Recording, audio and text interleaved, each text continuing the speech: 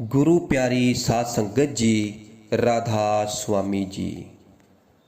गुरु प्यारी साध संगत जी, उस परमात्मा द्वारा ली गई हर परीक्षा सिर्फ इंसान की प्रगति के लिए ही होती है। और जो इंसान हर हाल में सिर्फ सच का ही साथ देता है तो समझ लो कि वो ईश्वर के मार्ग पर चल रहा है। भगवान कहते हैं कि जब सब तेरा साथ छोड़ दें, थक हार कर बैठ जाओ तो चले आना मेरे पास, मैं तेरे सारे गुनाहों को माफ कर दूंगा। परमात्मा ना तो मंदिर में छिपा है और ना ही मस्जिद में छुपा है। जिसके दिल में इंसानियत है उस दिल में ही परमात्मा है। क्योंकि अच्छे लोगों की भगवान परीक्षा बहुत लेता है लेकिन साथ नहीं छोड़ता है, और बुरे लोगों को भगवान बहुत कुछ देता है लेकिन साथ नहीं देता है। परमात्मा के हर फैसले पर खुश रहना चाहिए, क्योंकि परमात्मा वो नहीं देता जो हमें अच्छा लगता है, बल्कि परमात्मा वो देता है जो हमारे हित के लिए अच्छा होता है। एक भगवान आपके घर पर भी है जिसको हम माँ बाप के नाम से जानते हैं। परमात्मा तो कहते हैं कि है इंसान तू उदास ना हो, क्योंकि मैं हर पल तेरे साथ हूँ। आँखों को बंद कर और सच्चे दिल से और सच्चे मन से याद कर, क्योंकि मैं कोई और नहीं हूँ, तेरा विश्वास ही हूँ। परमात्मा से निराश कभी मत होना और इस संसार से आशा कभी मत रखना, क्योंकि अगर नीयत अच्छी है तो फिर भक्ति भी सच्ची है। किसी व्यक्ति ने एक संत महात्मा से पूछा कि बाबा जी, आप बड़े हैं फिर भी नीचे क्यों बैठते हैं? फिर उस संत महात्मा ने हंसकर जवाब दिया कि बेटा, नीचे बैठने वाला कभी गिरता नहीं है। बड़े ही नादान हैं वो लोग जो इस समय में भी वफा की उम्मीद करते हैं, क्योंकि यहाँ तो दुआ कबूल ना होने पर लोग भगवान को भी बदल देते हैं। परमात्मा वह नहीं है जो मन की मनोकामनाओं को पूरा करते हैं, बल्कि भगवान तो वह है जो मन से मनोकामनाओं का नाश करते हैं। जब सब साथ छोड़ देते हैं तो केवल यह परमात्मा ही हमारा साथ देते हैं। इसलिए हर समय हमें परमात्मा का धन्यवाद करना चाहिए। अगर आप हर खुशी मिलने पर उस परमात्मा का शुक्रिया अदा नहीं करते हो तो फिर हर दुख होने पर परमात्मा पर इल्ज़ाम क्यों लगाते हो? हमेशा परमात्मा का शुक्र करना चाहिए कि भगवान, मैं तेरा कहाँ तक धन्यवाद करूं, क्योंकि मैंने तेरे दर पर सिर कम झुकाया है, लेकिन परमात्मा तेरे एहसान बहुत हैं मुझ पर। परमात्मा हमारी दुआओं को तब भी समझते हैं जब उसे कहने के लिए हमारे पास लफ्ज नहीं होते। परमात्मा से ना डरो तो कोई बात नहीं है, लेकिन कर्मों से जरूर डरना चाहिए, क्योंकि किए हुए कर्मों का फल तो भगवान को भी भोगना पड़ता है। परमात्मा ने हम इंसानों को एक समान साधारण इंसान ही बनाया है, लेकिन बाद में इंसान खुद को महान बनाता है। परमात्मा के आगे यही अरदास करते रहो कि हे परमात्मा, हमें 100 साल की जिंदगी नहीं चाहिए, लेकिन जितनी भी जिंदगी देना वो तुम्हारे चरणों में गुजरे, तुम्हारी भक्ति में गुजरे। विश्वास के साथ तुम आगे बढ़ने की कोशिश तो करो, परमात्मा तुम्हारे लिए आगे रास्ता खुद बना देगा। परमात्मा से निराश कभी मत होना और संसार से आशा कभी मत रखना। कर्म भूमि पर फल के लिए मेहनत तो सबको करनी पड़ती है, क्योंकि परमात्मा सिर्फ लकीरें देता है, लेकिन रंग तो हमें ही भरना पड़ता है। परमात्मा ना दिखाई देने वाले माता पिता हैं और माता पिता दिखाई देने वाले परमात्मा होते हैं।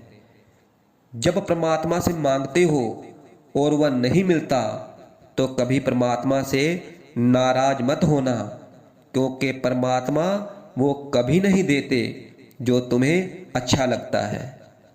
परमात्मा से अच्छा दोस्त मित्र तो कोई हो ही नहीं सकता है।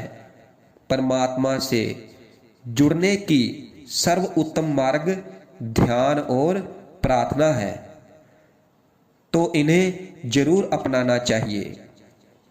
परमात्मा पर भरोसा रखना चाहिए, क्योंकि जो हमारी किस्मत में है वो अपने आप मिल जाएगा। और रोज रोज उसे पाने की ख्वाहिश ना करो। 5 पहर काम किया 3 पहर सोए, एको घड़ी ना हरी भजी तो मुक्ति कहां से होए। क्योंकि जो कुछ भी तेरे दिल में है वो सब उस परमात्मा को खबर है। बंदे तेरे हाल पर भगवान की नजर है। जो भगवान के सामने झुकता है वो सबको अच्छा लगता है, लेकिन जो सबके सामने झुकता है वो भगवान को भी अच्छा लगता है। चाहे मेरे पास कुछ भी नहीं है, लेकिन उस परमात्मा ने मुझे सब कुछ दिया है जिसकी मुझे जरूरत है। मैं इसके लिए परमात्मा का बहुत आभारी हूँ।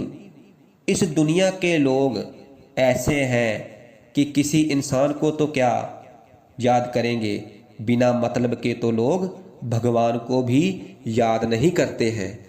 जब मतलब होता है, जरूरत होता है, तब ही उस परमात्मा को याद करते हैं।